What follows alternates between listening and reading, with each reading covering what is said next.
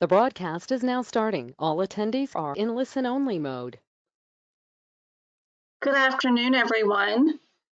Welcome to Legal Aid of the Bluegrass's 3L program, Long-Term Care Lunch and Learn, hosted by our Long-Term Care Ombudsman program.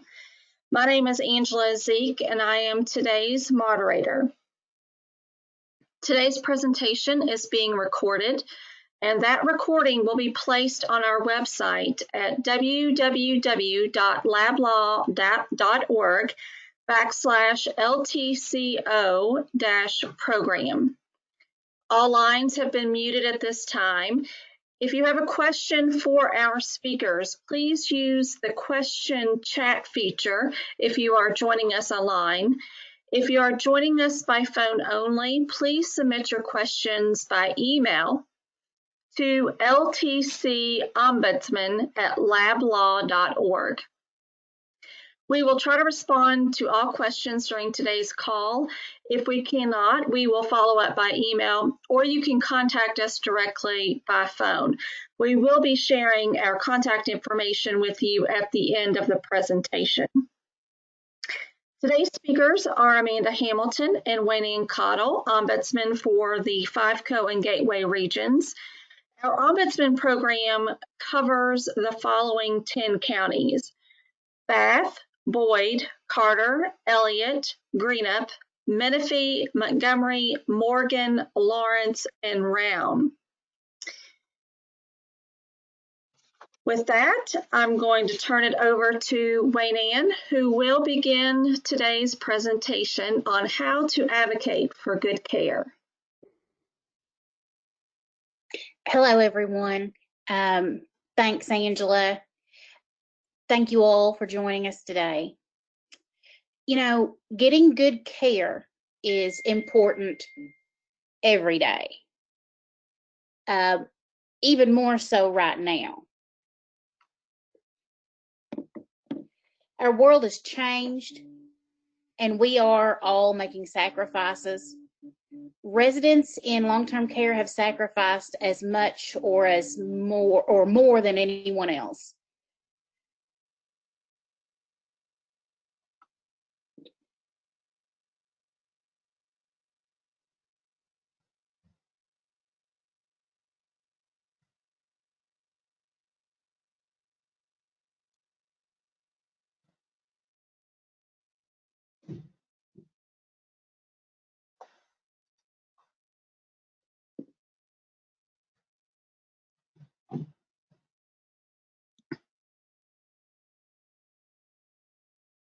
Can you hear me now, Angela?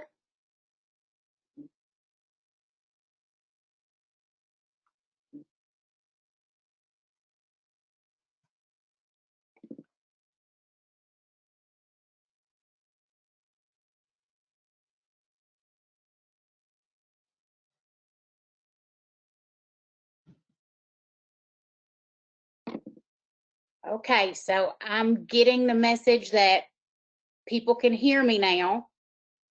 Just had a little audio glitch, I think. So as I just said already, but you all couldn't hear me, thanks for joining us today. We're here to talk about good care, like Angela said. Getting good care is important every day. But right now, it's more important than ever. Our world has changed, and we're all making sacrifices. Residents in long-term care have sacrificed probably as much or more than anyone.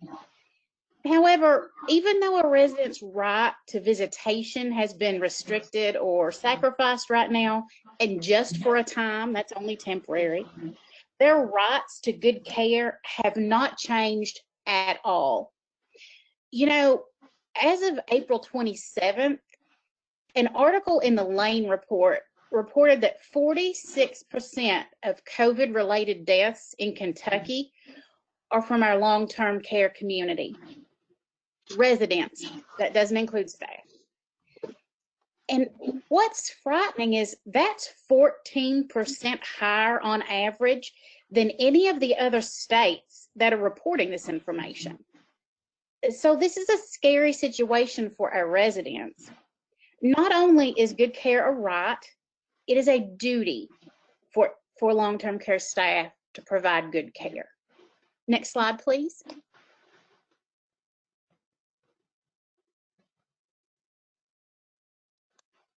Okay, so when we look at advocating for good care, we have to think about what is good care. The law says that no resident should have an unnatural decline because of care received or not received in a facility. Examples are a resident should not experience unexplained weight loss or loss of the activities of daily living that they were previously able to do. Beyond that, good care, it can change from person to person. All resident plans should be person-centered. They should receive care in a way that they see fit. I know right now care plans are a little untraditional because we can't have several people sitting in a residence room or sitting in a conference room, but facilities should make a good effort to make sure plans reflect the residents' wants and needs, and that anyone that they want to be a part of their plan can be. And care should not decrease because of changes in the facility staff or outside sources such as COVID-19. It's not a resident's fault that there may be staffing issues and they should not experience a decrease in quality of care. Residents should still feel that their needs are met in the way that they requested and in a timely manner. Next slide, please. When we look at good care, there are two major components that are essential to resident care, and these are components that we commonly hear in speaking to residents. The components are call lights being answered timely and appropriate staffing. For call lights being answered timely is crucial to residents. The call light is their only link to getting the care that they need. In speaking to residents, often residents report that call lights go off for a long time without being answered. And keep in mind, a long time can mean different things for different people. 5 minutes can be a long time in a case of emergency. Time can mean different things based on why the light's being pushed. And until we speak to the resident, we don't know if they're wanting to just go down the hall to visit a friend, or if they're needing to use the restroom, or if there's some other health emergency that could have occurred. Call lights being unanswered often cause residents to have an unmet need, which can be upsetting and in most cases can be considered neglect.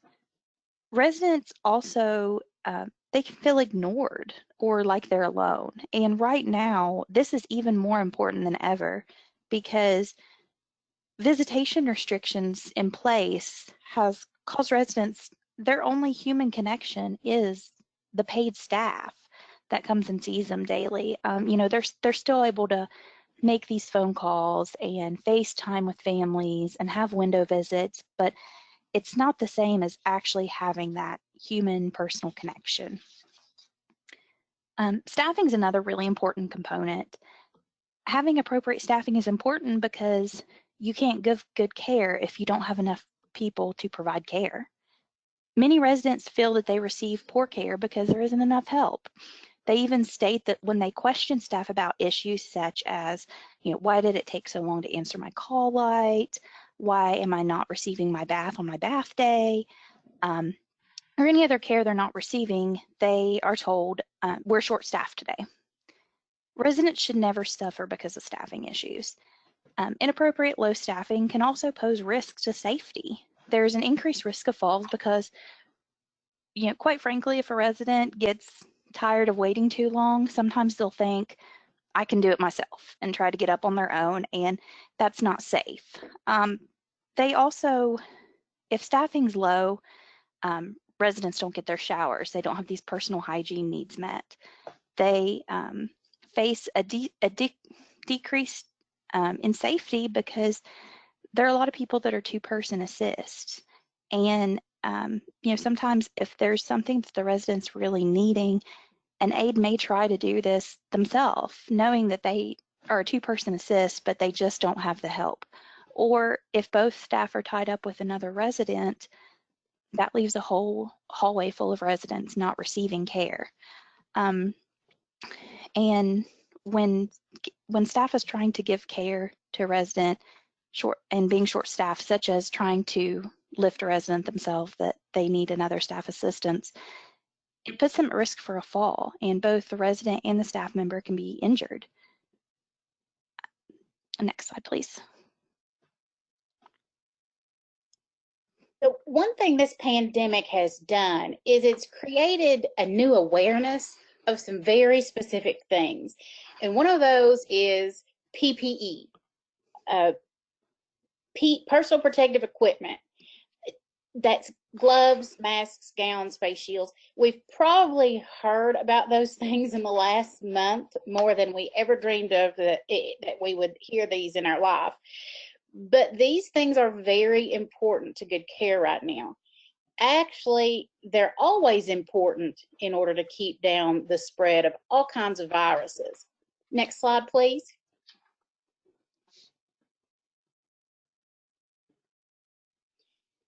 So, like I just said, PPE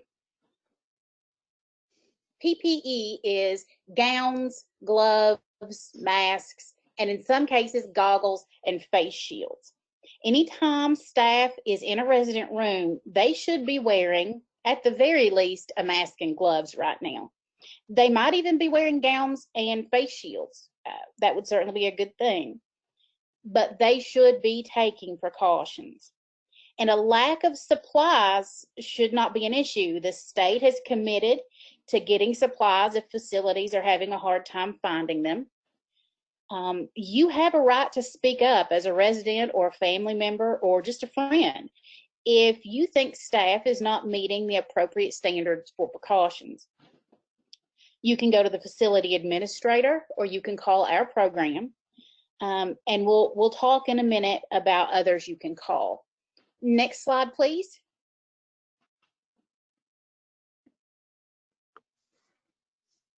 The other protective measure that really should be happening right now are temperature checks. Every time someone goes in that building for any reason, they should have a temperature check. And I mean every person, every time. I mean the vendor who's there to drop off supplies, or the aide who just went out to sit in her car for her 10-minute break. If they are walking into that building, they should be checked. Residents should be checked at least once per day. Frankly, I think 2 checks really should be a minimum. And the more frequent checks should be done for people who are showing any respiratory signs. This is the only way to keep everyone safe right now. Next slide, please. I wanted to take a moment to remind everyone that you can submit a question by typing into the question chat feature if you have joined us online. You can also email your question to ltcombudsman@lablaw.org. Also, if you've joined us online, please find the handouts section on your screen. If you click the handouts box, you will find a copy of our program pamphlet that can be downloaded and saved to your computer for future use.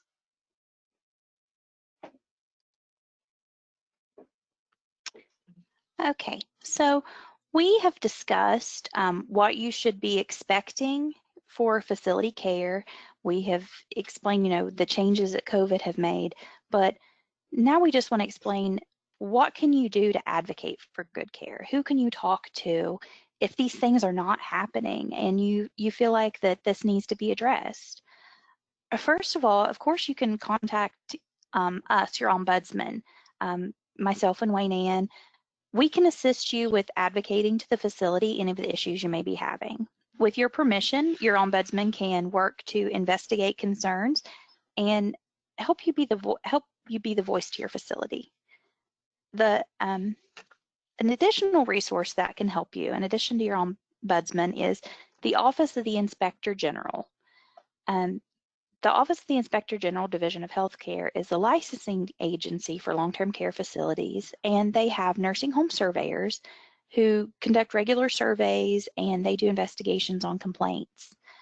OHE surveyors make sure that facilities are following the rules outlined in federal regulation, which are which they are derived from federal law. COVID-19 has made some changes, whereas the in-person OIG investigations are limited. These are limited to infection control complaints, which would cover a lot of what we've talked about. And also abuse and neglect, which also, goes back to things we talked about not receiving care, call lights not being answered. They're still investigating any concerns you may have, but they're doing them from a distance. They're not going in person as they typically would. Another resource is Adult Protective Services, and they have representatives who investigate concerns of abuse, neglect, and exploitation against individuals. And they work more to take action against the perpetrators, the person who is abusing or neglecting the resident, whereas OIG looks at the facility and will make citations to the facility. Adult Protective Services focuses more on who is committing the act. And for any of these agencies, if you report to your ombudsman, the Office of the Inspector General, Adult Protective Services, if you request to remain anonymous, you can report anonymously. And this is, if you're concerned that you may be treated differently, or there may be some kind of consequence for you reporting, you can always report anonymously, and it will not come back to you. Next slide, please.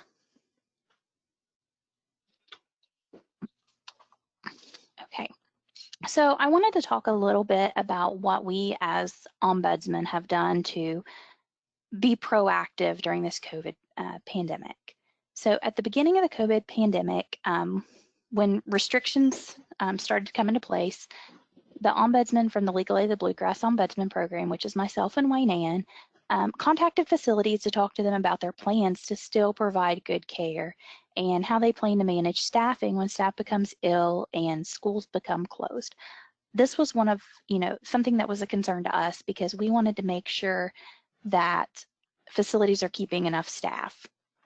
Some of the ideas that we heard from facilities in their effort to maintain staffing was they've worked with local daycares to obtain childcare for staff. They've worked with telehealth and other providers to help provide mental health care for staff. They've reached out to the state and staffing agencies to obtain extra staffing. Facilities have worked with local schools to make their buildings non-traditional instruction packet drop-off spots. So staff didn't have to worry about getting their children to the school. The school would actually come to the facility. Facilities have created lists of staff members who agreed to work extra hours and be on call if they're needed to make sure that they're covering the staffing needs. And there's also facilities that have created pools of staff who have committed to work with COVID positive residents if there's an outbreak. And this is just, an excerpt of some of the things that we've worked on and we've heard from facilities. And we continue to work with facilities to monitor to make sure that there is enough staff and people are receiving good care. Next slide, please. Excellent. So this is contact information for OIG, the Office of Inspector General, and Adult Protective Services. For those joining us on the phone, I'm going to read them off quickly, so get your pencil ready. The Office of Inspector General, 502-564-7962. APS, 1-800-752-6200. If you have a complaint or a concern to turn in to either of these organizations, just remember it's not your job to prove that something happened. Your job is to report your concern. It's their job to investigate and prove or disprove an allegation. If you have any questions about contacting these folks, just reach out to our program. Next slide. Okay, so now is the time where we're going to answer some questions. We have received some questions in chat, and I've been monitoring our email, and we've received a couple of questions there as well. The first question reads, Wayne Ann, I'm going to hand this to you. My mom told me that she has not been showered for 2 weeks. because they don't have enough staff for baths. What can we do? Okay. Well, this speaks to a couple of issues that pop into my head. First, as we've been talking about, your mother has a right to good care, and that obviously includes hygiene care. Staffing should never stop anyone from getting any sort of care. We hear about this from residents all the time. The shower aide called in, so no one got their showers yesterday. Kentucky doesn't have a staffing ratio. There's not a number in Kentucky law that says, for every so many residents, you have to have this many staff on the floor. Several years ago, a study was conducted about staffing and resident care. And out of that study came the number 4.1. It said that for residents to maintain, there needed to be 4.1 on average hours per day of direct care per resident. So you needed 4.1 hours a day of care from staff to maintain your current level of health. Now, that's not thriving. That's not doing great. That's not improving. That's just not getting worse. So that's the floor. 4.1 hours per day is the minimum. The last time I checked Kentucky records, this stuff all gets reported. The last number I saw was in 2019 for Kentucky, and on average, I think Kentucky has 230 something facilities. The average was 3.26 hours per day, and I believe it was only 38% of facilities in Kentucky actually met that 4.1 minimum hour recommendation. But now that 4.1 hours is not a law either. It's just a recommendation. What Kentucky law does say is that there should be enough staff to make sure that residents are getting the care they need. And so if there's not enough staff to give baths, then we should really think about, is the facility meeting that regulatory requirement? Now, our program doesn't make those kind of decisions. That's the OIG that we talked about earlier.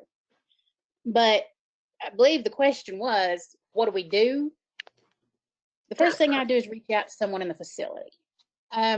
If you have a point person that you often contact with, who you're comfortable with, you've worked with before, that's obviously the person I'd reach out to. If you don't have that person, I'd go to the social worker or the administrator. If you don't get a change after that, you're always welcome to call us, and we'll help you however we can. I'd like to throw in here that when you bring things like this to the staff, especially when it tends to concern staffing levels, you should be listened to respectfully. You might not always get the outcome that you're looking for, and no one's going to jump up from the table and say, oh my gosh, I'm going to go hire 10 more people today. But your concerns, they should not just be dismissed out of hand. It's always disheartening to hear residents and families tell us that they tried to work these kinds of issues out. They did not want to call us. They wanted to try to do it themselves.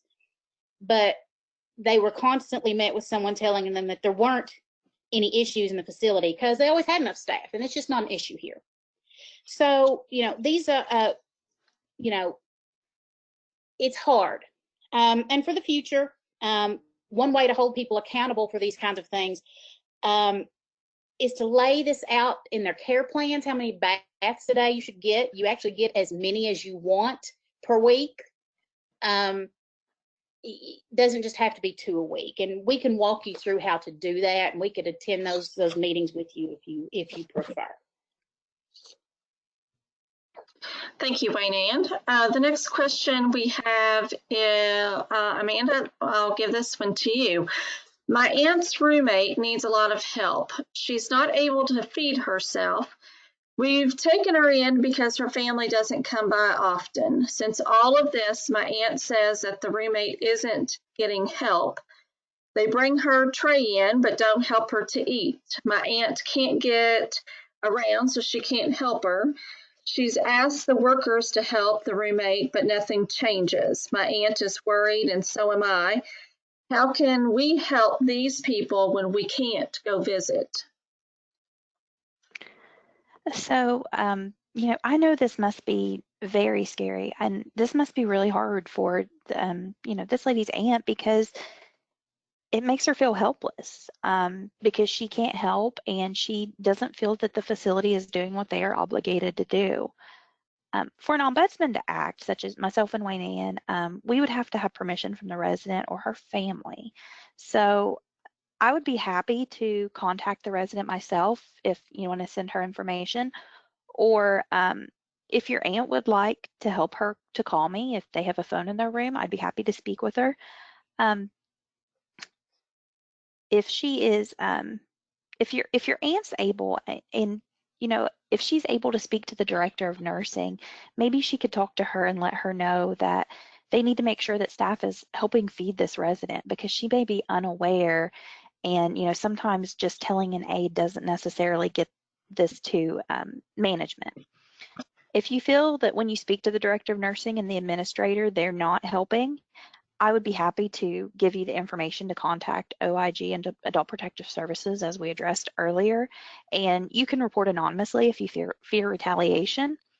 And since this case would be considered neglect, since she is not being fed, this is something that I think OIG should investigate, as well as Adult Protective Services, since it is staff neglecting her. And you, as a concerned party, are always welcome to report these issues.